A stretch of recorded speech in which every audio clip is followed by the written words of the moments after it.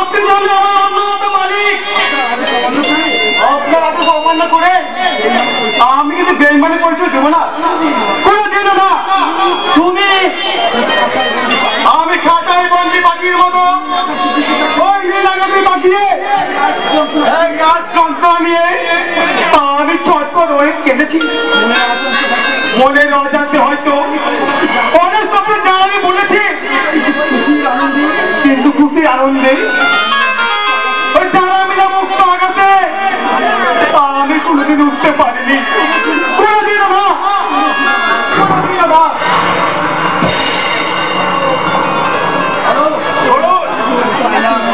আমি চাই না উপস্থিত ছোটদের জন্য, ওই বস্তির ছোট লোকগুলোর জন্য তুমি মাথা ঘামা।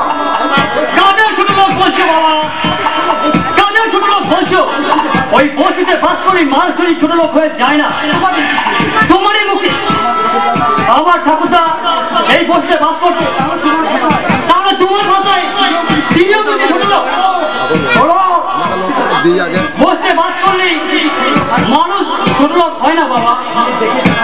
গিয়ে জানলে ওই ভাগবত মানুষগুলো একদিন সবকিছু ছিল, আমাদের মতো ধনীহীন ষড়যন্ত্রে সবকিছু হারিয়ে বস্তিতে আশ্রয় দিয়েছে, কিন্তু মন থেকে ওই স্বর্গীয় পরিবেশটুকু এখনো মুছে যায়নি। মানুষের দুঃখে ওরা মানুষের পাশেই দাঁড়ায়, আর আমরা ধনীরা শুধু সুযোগের অপেক্ষায় থাকি।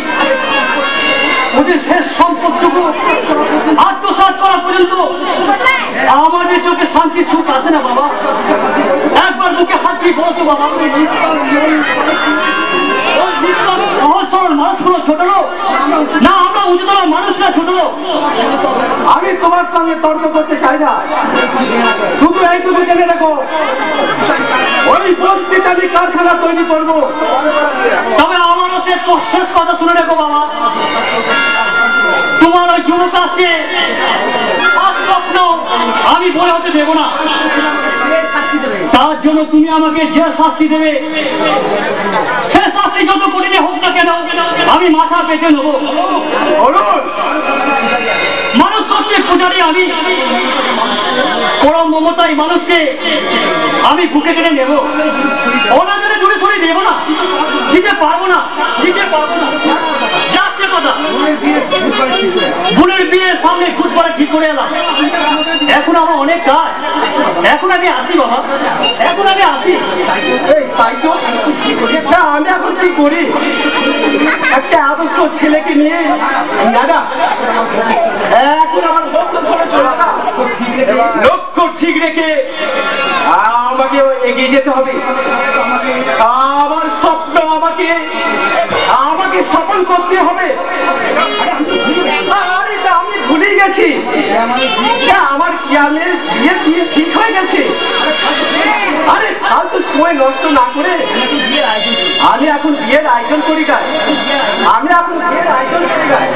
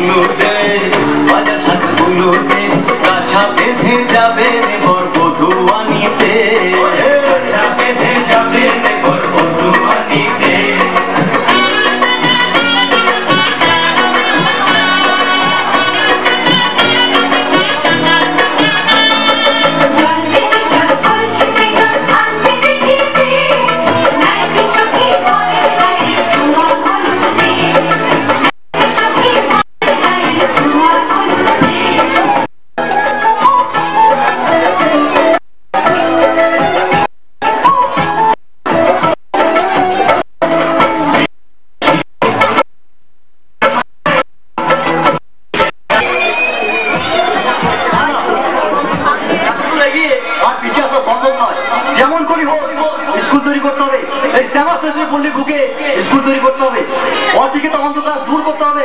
মামা মামা চিন্তা করছিস কেন? কি ব্যাপার? আর বলিস না বাবা, ওই বাতের ব্যথাটা আবার চাকরি দিয়ে উঠেছে। কত ওষুধ খেলাম, কিন্তু কিছুতেই কিছু হলো না। হবে হবে হবে, তুমি শুধু কয়েকটা দিন ধৈর্য ধরে অপেক্ষা করো মামা, তারপর নতুন মাইনা বাচ্চা আসার পরই না তোমার সব রোগ নির্মূল হয়ে যাবে। তখন তুমি দেখবে তোমার রূপটা একবারই বদলে যাবে।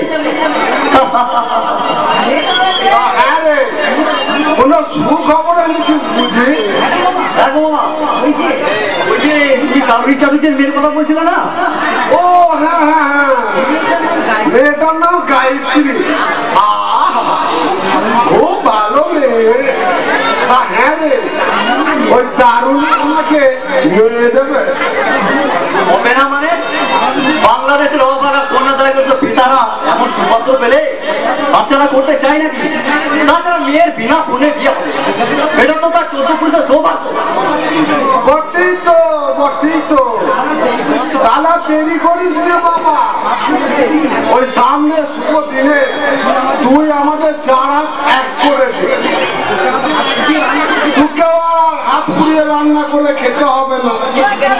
সবই তো বুঝলাম মামা, কিন্তু আবার কিন্তু কিসে? টাকার জন্য তোকে ভাবতে হবে না, বিয়ের সমস্ত খরচ আমি বহন করব। সে তো বলবে, কিন্তু ভাবছি আমি অন্য কথা। আবার কি কথা? না মানে বিয়ের আগে তোমার সম্পর্কে গায়ত্রী মনে একটা কিন্তু উঁচু ধারণা জন্মাতে পারতো না। অর্থাৎ গায়ত্রী যদি জানতে পারে তার স্বামী একজন উদার মন পুরুষ, তাহলে তোমাকে বিয়ের পর আরো গভীর ভাবে ভালোবাসে মামা। কথাটা তো মন্দ বলিসনি, এই জন্যই বলে লেখাপড়া। তাই আমি ঠিক করেছি, এই গ্রামে যে নতুন স্কুল উদ্বোধন হচ্ছে না, তার জন্য তুমি 10,000 টাকা চাঁদা দেবে। 10,000 টাকা? হ্যাঁ, এই চাঁদার লিস্টে তোমার নাম থাকবে। শুধু কি তাই, এই স্কুল উদ্বোধনের দিনে তোমাকে সভাপতি আসনে বসানো হবে, কপালে চন্দনের ফোঁটা আর গলায় ফুলের মালা দিয়ে তোমাকে বরণ করা হবে মামা। তুমি বক্তৃতা দেবে, গায়ে তোমার নামে ধন্য ধন্য রব পড়ে যাবে। একবার ভেবে দেখো তো মামা, তোমার এই নাম যা শুনে গায়ত্রী মনটা কত আনন্দ ভরে উঠবে। আমি 10,000 নয়, কালই আমি ব্যাংক থেকে 15,000 টাকা তুলে দেবো। তুই তাড়াতাড়ি স্কুলের কাজ শেষ কর। ওই সভাপতি না হওয়া পর্যন্ত আমি বিয়ের পিড়িতে বসতে পারবো না। ঠিক আছে মামা, আর টাকার জন্য কোনো প্রবলেমই যখন রইল না, তোর এই 7 দিনের মধ্যে স্কুল উদ্বোধন হবে। সত্যি বলছিস তো? মিথ্যে বলিনি মামা, তুমি শুধু সেই শুভ দিনটার জন্য অপেক্ষা করে থাকো। সেই শুভ দিনটা শুধু তোমার মুখে হাসি ফুটবে না মামা, ফুটবে আমার মুখে হাসি, তৃপ্তির হাসি, আনন্দের হাসি।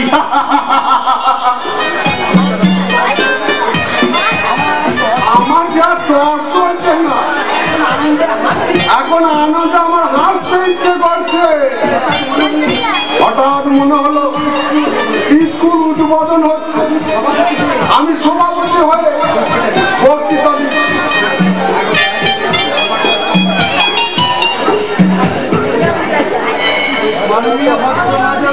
মাননীয় ভদ্র মহোদয়,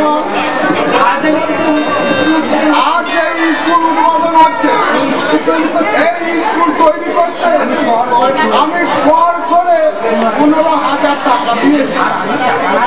আর আমি টাকা না দিলে এই গায়ের স্কুল কোনোদিনই তৈরি হতো না।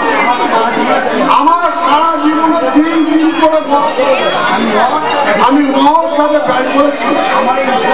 আমার এই উদ্যোগ মানবিকতার জন্য আপনারা নিশ্চয়ই আমার প্রশংসা করছে, আমার নামে গুণকীর্তন করছে। আরে ওই তো গায়ত্রী দিনের মাঝে আমার কথা শুনছে।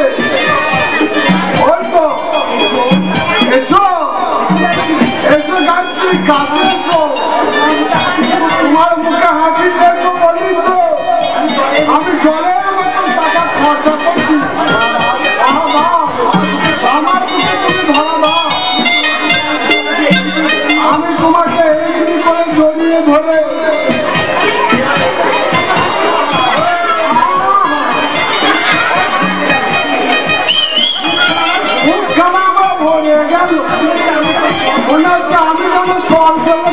উচ্চারণ করছি। আমি স্বয়ং দেবরা মিত্র, তুমি আমার নৌকা, তুমি লম্বা, হুজুর হুজুর, তুমি আমার নৌকা, তুমি আমার উর্বশী, তোমার বিল্লার মৃত্যুটিতে আমাকে মুক্ত করো। আমি সব কিছু ভুলে তোমাকে মিল হয়ে যাবো। আমি উর্বশী নয়, আমি অদম বেলা।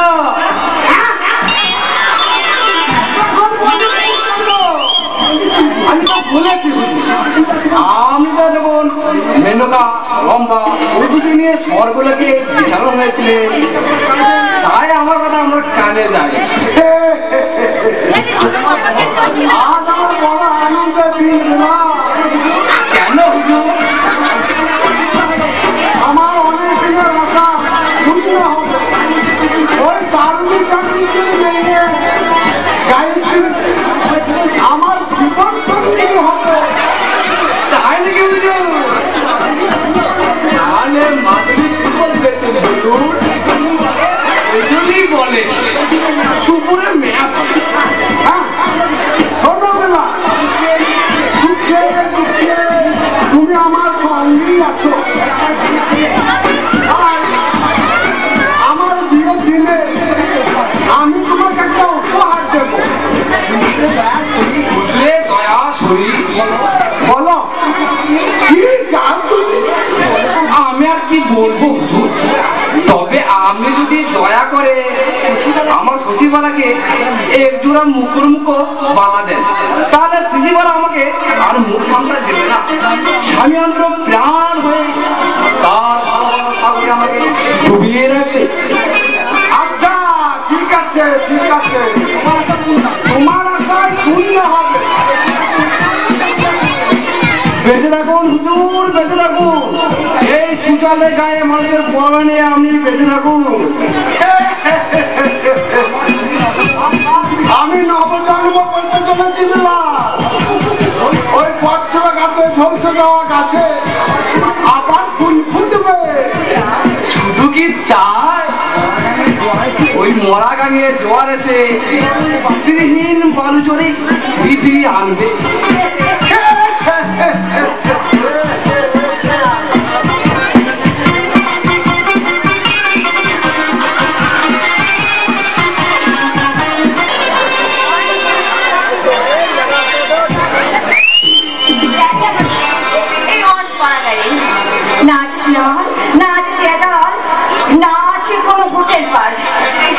জীবনটা না আমার একবার অসহ্য হয়ে গেছে। এই জায়গাটা একদম আমি একদম সহ্য করতে পারছি না। আমার বিশ্রিয়া লাগবে না কিয়া, আমি এখন এসে গেছি। এত তাড়াতাড়ি তুমি অফিস থেকে ফিরে এলে? তোমার জন্য কিয়া? তুমি তার মানে? হ্যাঁ তোমার জন্য। অফিসে গিয়ে তোমার মুখ অনেকক্ষণ দেখতে পাইনি, তাই একেবারে হাঁপিয়ে গেছিলাম, তাই তোমার মুখ দেখবার জন্য চলে এলাম কিয়া। কিন্তু আশ্চর্য হয়ে কি আছে, বিয়ের পর প্রথম প্রথম সব ছেলেদের একই অবস্থা হয় কিয়া। কিয়া আচ্ছা সত্যি করে বলো তো, তোমারও কি ইচ্ছে যায় না সেই সময় আমি সবসময় তোমার কাছে থাকি? আমি জানি না।